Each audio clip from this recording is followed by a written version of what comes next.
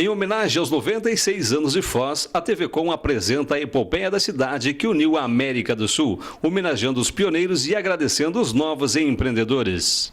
Quem mora, visita, aprecia as belezas e desfruta do conforto da imponente Foz do Iguaçu. I have seen pictures for many years, but no one could possibly know what it's like unless you come and see it. It's unbelievable, it's beautiful. Nem de longe imagina como foi a trajetória para se chegar a esse estágio de desenvolvimento. Em 1786, na épica tomada do Egito, Napoleão Bonaparte disse: soldados franceses, do alto dessas pirâmides 40 séculos vós contemplam. Aqui não se trata de nenhuma peça de guerra, mas em clima de paz pode-se dizer que para a humanidade que das barrancas das cataratas 4 séculos contempla e testemunha a história de Foz. A cidade que neste 10 de junho de 2010 comemora 96 anos de emancipação política, na verdade tem suas raízes bem mais profundas, pois sua história está umbilicalmente ligada à integração da América do Sul.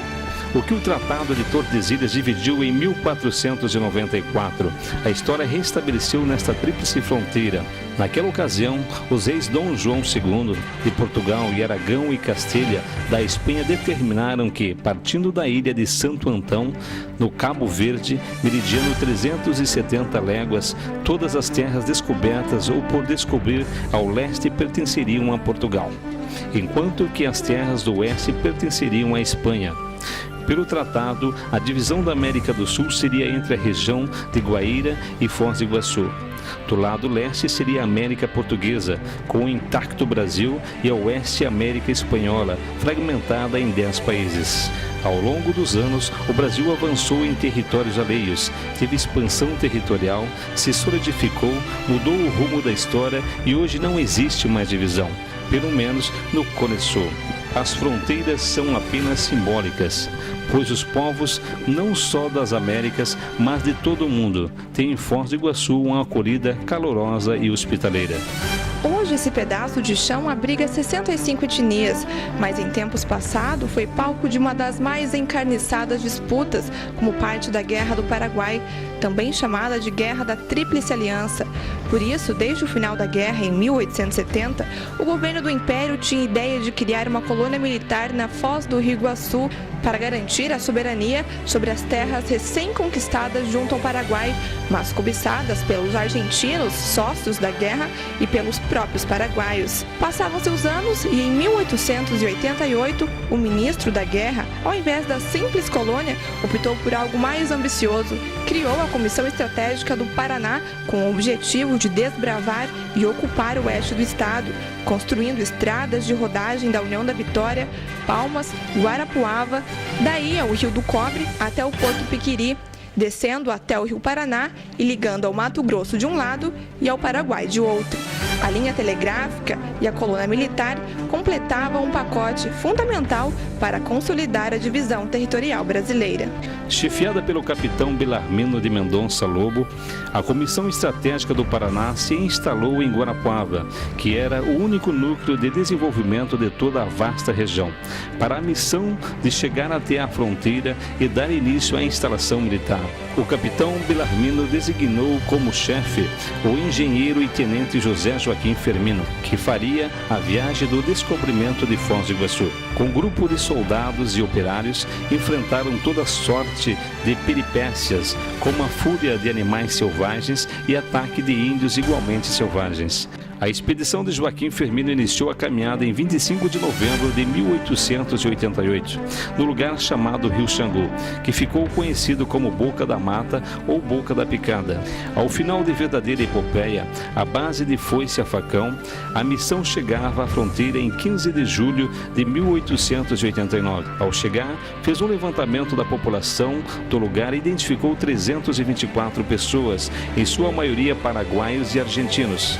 Além além de alguns espanhóis e ingleses já presentes na região e dedicados à extração da erva mate e da madeira, exportadas via Rio Paraná. Joaquim Firmino deixou ordens e instruções aos moradores do local e voltou com a expedição para Guarapuava um mês depois de haver chegado. A Comissão Estratégica formou então uma expedição, agora chefiada pelo Tenente Antônio Batista da Costa Júnior e pelo Sargento José Maria de Brito, voltando a Foz do Iguaçu para estabelecer definitivamente a colônia. A caravana, formada por 34 soldados, 12 operários civis, 3 mulheres casadas com soldados e 4 tropeiros encarregados de conduzir a tropa de 34 cargueiros, partiu de Guarapuava no dia 13 de setembro de 1889 e chegou ao destino, Foz do Iguaçu, 69 dias depois, em 22 de novembro, na data da chegada. O Tenente Batista hasteou a bandeira brasileira, onde seria o acampamento, e no dia seguinte editou a ordem do dia número 1,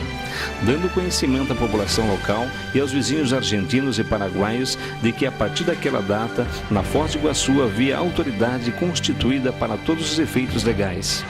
Afixou ainda editais informando que estava sendo iniciada a fundação da colônia militar e que tinha competência para distribuir terrenos a colonos interessados. Nesta época descobriu-se, entre muitos paraguaios e argentinos, os primeiros moradores oficiais de Foz, o brasileiro Pedro Martins da Silva e o espanhol Manuel González, que aqui viviam desde 1881.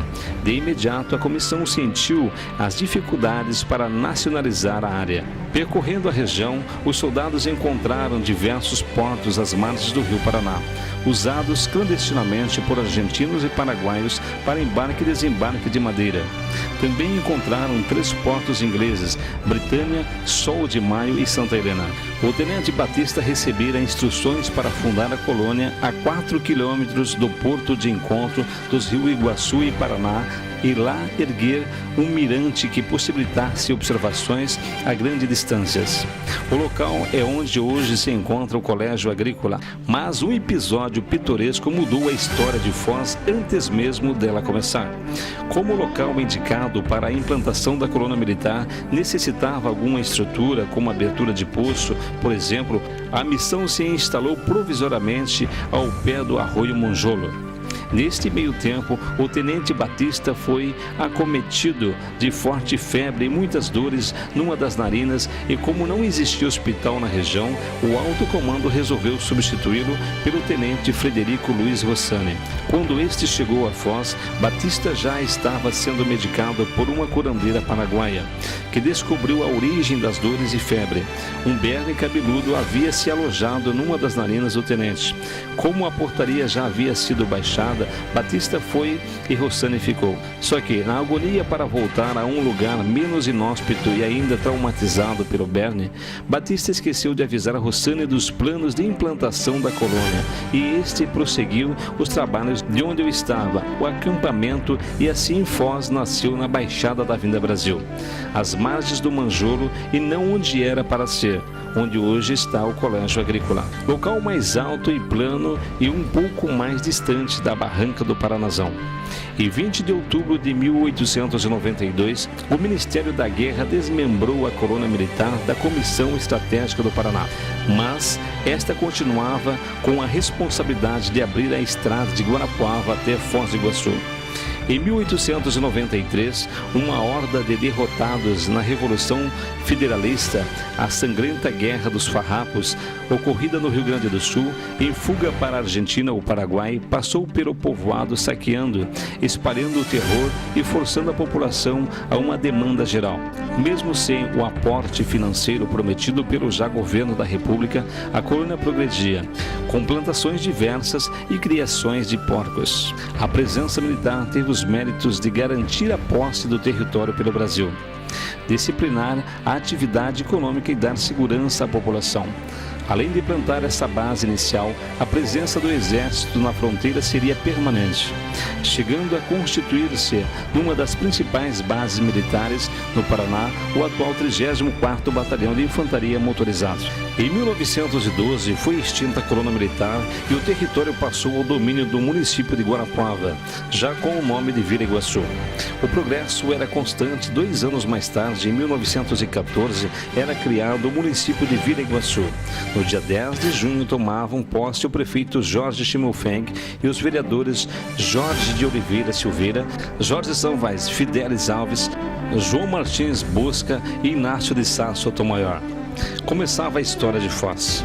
Schimmelfennig ficou no poder até 1924, sendo substituído por Jorge Sanvaz, que governou até 1928. De 28 a 33, 10 prefeitos passaram pelo poder: Heleno Schimmelfennig, Jorge Sanvaz, Júlio Paza, Otto Maeder, Júlio Werner, Felipe de Souza, Antônio Souza Melo, Otto Tampesi e, de novo, Jorge Sanvaz. Em 1933, Sanvaz voltava ao poder, agora pelo voto. Em 37, a ditadura do Getúlio Vargas acabava também com a democracia nos municípios e Foz passou a ser governada por prefeitos nomeados, normalmente militares de fora, sem nenhuma afinidade ou interesse com a cidade. A rigor, a cidade teve alguns momentos de eleições intercaladas com nomeações. O último eleito na raça, antes da ditadura militar, foi Osíris Santos, que em 1963, concorrendo pelo PDC, venceu uma das disputas eleitorais mais ferrenhas da história, contra Luiz Alberto Dalcanali, do PTB, Ari Moleta, da UDN e Scorsin, do PSD.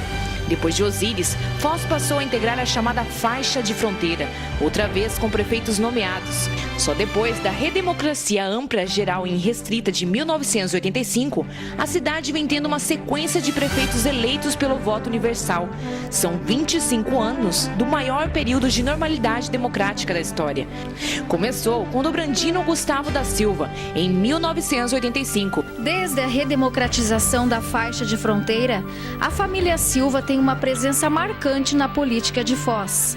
O patriarca Dobrandino Gustavo da Silva teve 1 mandato de vereador, 2 de prefeito e 3 de deputado estadual, enquanto que seu filho Samis foi vereador, prefeito e deputado estadual.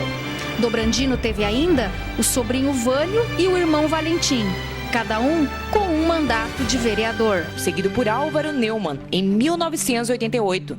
Novamente, Dobrandino, em 1992. Aridajó, em 1996. Samis da Silva, em 2000. E Paulo McDonald Guise, eleito em 2004 e reeleito em 2008. Coincidentemente, o período em que a cidade mais se desenvolveu. Você veja, hoje nós temos um prefeito, o Paulo, que na área de saúde e de educação, ele investiu muito. No principal, o que o pobre precisava mesmo, ele fez. Quem disser o contrário está mentindo. Eu conheço todas as escolas, todos os postos de saúde, eu vou um por um visitar. Cada vez que inaugura um, eu vou ver. É uma maravilha. Eu vivo um estado de euforia, acordo todo dia de manhã, eu sei que alguma coisa boa eu vou fazer para essa cidade. E sempre termino o dia, quando eu faço um balanço, eu sempre consegui meu intento. Às vezes não só uma, 2 ou 3. A cidade se transformou a partir das obras da Itaipu, que em seu bojo trouxe muito dinheiro e um natural expansionismo em sua estrutura comercial e turística. Mais tarde, com a criação da Zona Franca, Cidade Presidente Stroessner, hoje Cidade Leste, se transformou num dos 3 maiores centros comerciais do mundo, ao lado de Hong Kong e Miami. Foz aproveitou a carona e passou a ser a antessala desse fabuloso negócio. Sua economia se consolidou e hoje a cidade é a verdadeira metrópole do Cone Sul, com uma população de 800 mil habitantes e influência direta sobre a cidade leste. Mingaguaçu, Porto Franco e Hernandárias, Paraguai, Porto Iguaçu, Argentina, Santa Terezinha do Itaipu e São Miguel do Iguaçu, no Brasil, todas num raio de 50 quilômetros e que tem Foz como suporte para suas necessidades mais prementes. Só no município vivem cerca de 300 mil habitantes de 65 etnias, fora os turistas que fazem de Foz um dos maiores destinos turísticos do mundo.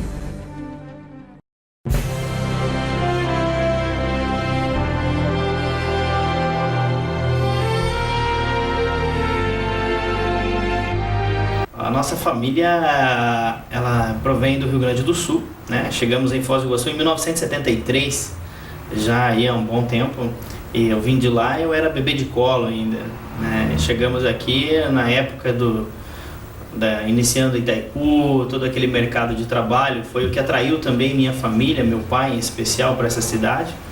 E amamos o local, amamos a cidade, ninguém saiu daqui, somos 5 irmãos, 5 filhos, né, dos meus pais, e todos permanecem até hoje na cidade e ninguém tem intenção de sair dessa cidade, amamos isso aqui.